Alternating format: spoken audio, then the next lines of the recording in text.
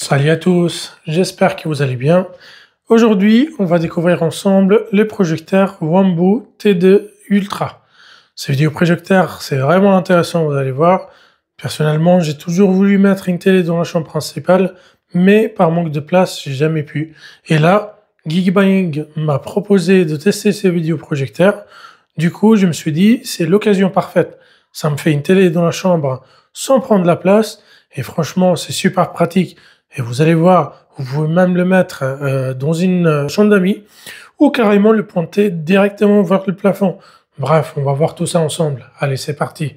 Et c'est parti pour le déballage. Juste avant, je voulais vous mentionner qu'il arrive dans un autre carton. Il est bien emballé, il est bien protégé. Je l'ai sorti de ce carton-là, du premier carton, pour que je puisse vous le présenter facilement. On va venir donc l'ouvrir, le déballer, pour voir ce qu'on retrouve. Ici, il vous dit « Profitez bien ». On a le manuel d'utilisation qui vous explique comment l'utiliser, comment le programmer. Bon, vous allez voir, c'est assez simple à utiliser. Après, vous pouvez toujours regarder le manuel si jamais, s'il y a besoin, vous n'avez pas compris quelque chose. Mais en général, c'est assez simple à utiliser et à programmer. Vous allez ensuite retrouver toujours de la protection ici. Et puis, on va retrouver directement le projecteur dans un petit sachet où il est bien protégé. Avec bien sûr le reste des accessoires. Alors on va venir le sortir. Hop. On va retrouver une dixième juste là. Alors attendez que je le mets correctement. Voilà, ici on a le logo de la marque toujours. Et à l'intérieur on retrouve dans la boîte tout ce qu'il faut pour le fonctionnement, c'est-à-dire le câble d'alimentation juste ici, et puis une petite télécommande qui vous permet de tout contrôler. Le design, il est très soigneux comme vous pouvez le voir ici, c'est assez compact, avec une finition blanche mate et des bords arrondis comme vous voyez juste ici, et il tient facilement dans une main. Alors sur le côté, on retrouve deux autres parleurs à droite et à gauche, et puis ici pour la base. Et puis là, on retrouve un HDMI, USB, et puis le câble jack pour pouvoir brancher, si vous voulez, si vous avez d'autres enceintes. Et puis bien sûr ici, l'entrée d'alimentation. Et le vrai plus de ce vidéoprojecteur, c'est son support que vous voyez ici. C'est un support rotatif. Il vous permet de l'incliner jusqu'à 120 degrés verticalement comme vous voyez ici, et puis jusqu'à 360 degrés horizontalement. Cela permet de projeter sur un mur ou directement sur le plafond selon vos préférences. Pour le fonctionnement, ça tourne sous Android 11, il est certifié, donc on n'a pas besoin d'ajouter Inbox ou un dongle USB ou tout autre appareil, vous branchez, vous alimentez et ça fonctionne directement. Et ça, ce qu'on va faire tout de suite, on va venir brancher le câble d'alimentation et on va voir le rendu juste après. Alors ici, pour l'alimentation, il n'y a pas plus simple, hein, vous branchez le câble d'alimentation juste ici, ça va s'allumer en rouge juste là, je ne sais pas si vous le voyez. Et puis vous avez un petit bouton ici pour l'alimenter, soit via le bouton, soit avec la télécommande. Hein. Vous pouvez le faire tout simplement avec la télécommande. Je vais vous montrer d'ailleurs, il faudra mettre deux piles, hein, c'est pas très méchant. Alors voilà, j'ai pu voir mettre deux piles du coup. Alors une fois vous avez mis les piles, alors à savoir la télécommande vu qu'elle est neuve, va falloir le synchroniser avec le vidéoprojecteur. Pour la première fois, vous allez l'allumer avec le bouton, mais une fois il est allumé, vous allez venir synchroniser la télécommande, moi je l'ai déjà fait, et vous allez tout simplement après appuyer sur le bouton ici, c'est en Bluetooth, il n'y a pas besoin de liaison IR, c'est-à-dire il ne faut pas qu'il soit vraiment face au vidéoprojecteur. Voilà, une fois vous avez appuyé sur le bouton, vous voyez là-bas sur le mur qui s'allume. Je vais juste éteindre la lumière ici pour que vous puissiez voir. On va peut-être même le laisser et baisser juste un petit peu la luminosité. Voilà, on va baisser. Voilà, ce sera mieux. Alors, comme vous voyez, une fois allumé, il va détecter l'endroit où il est orienté et puis il va essayer de se synchroniser automatiquement. Il y a l'autofocus qui est intégré. Voilà, une fois allumé, vous arrivez directement à l'accès vers Netflix, YouTube, Prime Video, Disney+, et des milliers d'autres applications grâce au Google Play, comme vous voyez juste en face ici, où vous pouvez télécharger plusieurs applications, mais vous avez déjà l'interface de base qui est intégrée ici. J'ai mis mon compte pour que je puisse vous montrer, mais au niveau de configuration, il vous suffit de suivre les étapes, mettre votre compte, tout synchroniser, le connecter au Wi-Fi, les configurations classiques, hein, il n'y a pas quelque chose de compliqué. Mais voilà, on arrive à l'interface directement ici. Si j'ouvre par exemple YouTube ici, on va attendre un petit peu. Voilà, le temps qu'il démarre. Voilà, on a le son qui sort déjà par les enceintes juste ici. On va ouvrir une vidéo. C'est du 1080, c'est Full HD, hein, directement intégré. Il intègre aussi Chromecast et Google Assistant.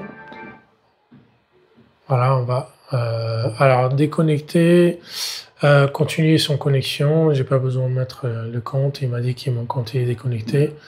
Hop, on déclenche. Une autre fois, on va lancer une vidéo. Voilà. Le son, il est correct. Je vais monter un peu plus le volume. On va mettre autre chose.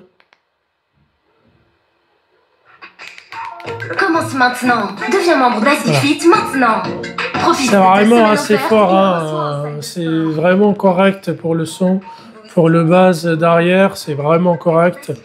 Franchement, moi je le trouve top, hein, par rapport à une télé classique. Vous remarquerez aucune différence. Vous avez une très bonne qualité d'image qui est projetée. C'est vraiment top.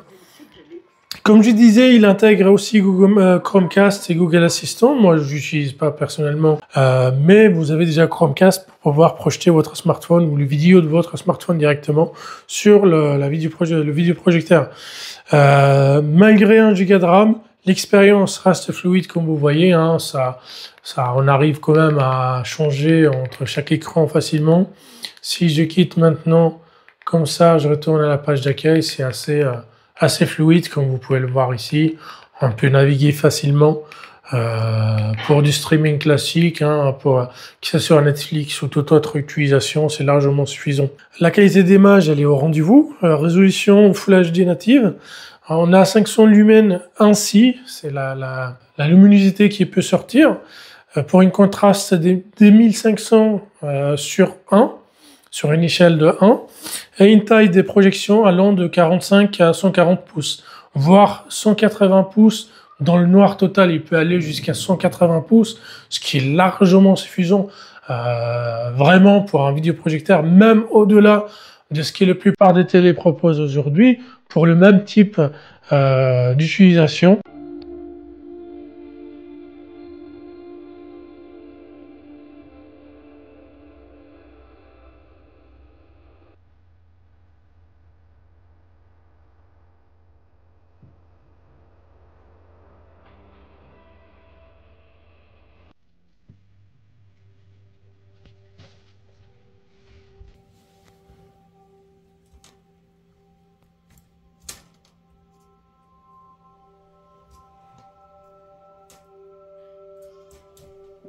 Et puis grâce à l'algorithme ASA 3.0, comme je vous ai dit, le projecteur propose une mise au point automatique. Si vous allez voir là, si je le bouge un petit peu, voilà, il va se mettre en mise au point automatique, correction automatique de trapèze, ajustement automatique de l'image et évitement d'obstacles. Là, j'ai mis quelque chose, une petite arbuste juste en face. Si je le mets comme ça, il va le détecter.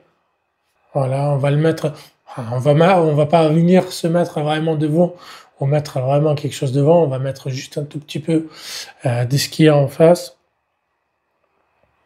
S'il y a quelque chose qui gêne la projection, il va s'adapter, voilà, il va quand même vous proposer une image correcte par rapport à ce qu'il y a devant. Le son, comme je vous ai dit, il est top, 5 watts de chaque côté. Une conception à double diaphragme pour renforcer les basses qui est juste ici, juste là. Voilà. Les voix sont claires, les effets immersifs, l'ensemble est suffisant pour une pièce de taille moyenne, hein, pour, comme je vous ai dit, le champ parental, le champ d'amis. Mais pour une expérience encore plus immersive, c'est toujours possible de connecter une enceinte Bluetooth ou brancher directement vos enceintes via la prise jack juste ici. Voilà pour tout ce qui est qualité sonore et puis fonctionnement par rapport au mur qui vous affichez le vidéoprojecteur dessus. Comme je vous ai dit, vous pouvez le mettre au plafond aussi. Je vais vous tourner le téléphone. Là, voilà, on va regarder le plafond. Voilà. Vous pouvez le projeter directement sur le plafond et il va s'adapter automatiquement par rapport à l'endroit où vous le projetez. On va la remettre juste ici. Hop. Voilà.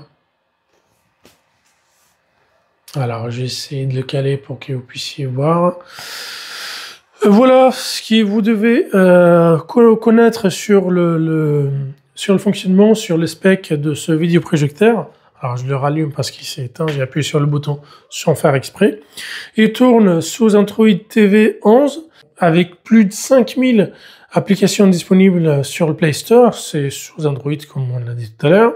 Résolution Full HD 1080 pixels. Luminosité 500 ainsi. Contraste 10500 sur 1 sur une échelle de 1. Support rotatif de 120 degrés, comme je vous ai montré juste il y a quelques secondes. On peut le tourner 360 degrés à l'horizontale, hein, on peut le tourner comme on veut. On peut le régler au millimètre près, hein, on peut l'incliner comme on veut, à l'endroit qu'on veut. On a le Chromecast intégré, le mise au point automatique et correction automatique avec évitement d'obstacles, Wi-Fi double bande, haut-parleur de 5 watts de deux côtés, faible bruit, là on a une petite ventilation de 30 dB à peu près, plus ou moins 30 dB, hein. Je l'entends même pas, hein. Une fois que vous avez quelque chose affiché, YouTube qui fonctionne ou Netflix qui fonctionne, vous allez même oublier qu'il ventile, qu'il y a une ventilation dedans. Ça reste correct pour ce type de vidéoprojecteur, pour sa taille, pour son gabarit.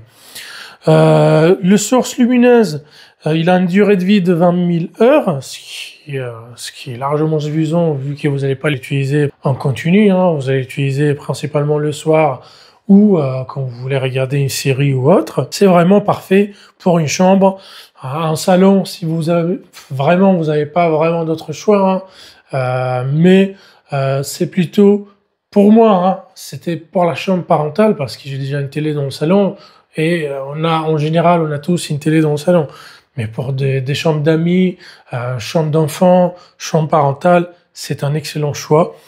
Grâce à son système de rotation, on peut l'orienter et le mettre n'importe où, sur une table basse et projeter au plafond. On peut l'amener aussi même à l'extérieur, hein, pour une petite soirée à l'extérieur.